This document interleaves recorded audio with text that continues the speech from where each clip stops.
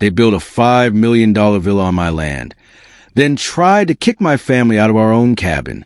My grandfather built our lake cabin almost 60 years ago. Back then, there were no gates, no HOA, no luxury homes. Just trees, water, and quiet. Every summer since I was a kid, my family came back to that same porch, the same dock, the same sunrise over the lake. I never once thought anyone could take it from us. Then one Monday morning, everything changed. Black SUVs rolled down our street. Men in polos jumped out and started planting orange stakes along the shoreline. Neighbors stood on their lawns, whispering, pointing. I walked out onto my porch, coffee in hand, watching strangers measure land that hadn't been touched in decades. 3 days later, the HOA called an emergency meeting. Margaret Collins, the HOA president, stood at the front of the room like she was announcing the second coming. She unveiled blueprints for a $5 million luxury villa, glass walls, infinity pool, private dock. The room clapped. I didn't, because part of that blueprint was drawn straight through my family's property. I stood up and asked how a project like that got approved this close to my cabin. Margaret smiled and said every permit was already filed. Everything was by the book. I didn't believe her for a second. That night, I pulled every box out of my attic. Old deeds, survey maps, my grandfather's handwritten notes from the 1960s, still legible after all these years. Every single document said the same thing.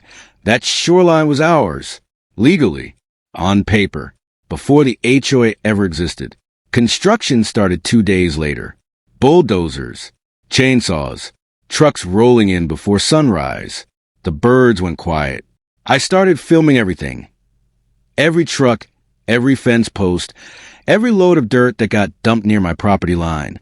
Then one morning, I woke up to find a fence blocking the path my kids had walked to the dock their whole lives.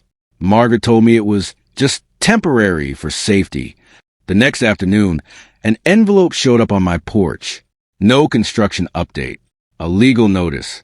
30 days to vacate. My family's cabin, it claimed, was interfering with an approved development. I read it 3 times, waiting for the words to change. They didn't. I checked the property lines again. Nothing had moved, which meant one of 2 things. Someone had made a massive mistake, or someone was betting I'd be too scared to fight back. I drove straight to the county records office. A clerk there pulled every archive plat and survey connected to the project, going back decades. We laid the old maps next to the new construction plans, side by side. That's when we saw it. The villa's footprint didn't stop at the HOA's boundary. It crossed over straight onto land that belonged to my family. The clerk didn't say much. She just quietly told me to make copies of everything before I left. That alone told me more than words could. Back home, I kept documenting. Fresh tire tracks cut across our shoreline. New landscaping now blocked the trail my kids had used for years. Across the site, I watched Margaret point toward my cabin while talking to contractors, like she was already planning what came next. I stopped trying to reason with her and called a property attorney instead. He went through every deed, permit, and survey line by line and stopped cold on one approval date. Part of the review process had been skipped before the final sign-off. Not proof of anything yet, but enough to demand answers. We took everything to the county. They didn't just review our papers.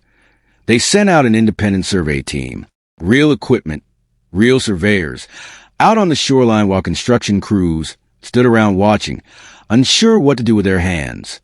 You could feel the mood shift instantly. Margaret's confident smile disappeared the moment inspectors started asking about boundary lines and permit gaps. And when the results came back, they lined up exactly with my grandfather's 60-year-old deed, down to the marker. Our land had never changed hands. Not once, not ever. Construction stopped. For the first time in weeks, the lake went quiet again. Really quiet. The kind you forget exists until it's back. A few days later, everyone sat down at one table. The HOA board, county officials, both attorneys, and me. No shouting. No games. Just the facts on the table. By the end of it, everyone agreed the original boundary stood, and they'd be respected going forward. That evening, My family walked back onto our dock for the first time in weeks. My son cast his line into the water like nothing had happened. My daughter skipped stones across the surface, laughing the same way she had every summer of her life. My wife just watched the sunset and smiled. I stood there and realized this was never about winning an argument with an HOA president. It was about protecting the one place where 3 generations of my family had built a lifetime of memories. In the end, it wasn't luck that saved our cabin. It was paperwork, patience, and refusing to back down. Some things are worth fighting for, no matter how big the other side looks on paper.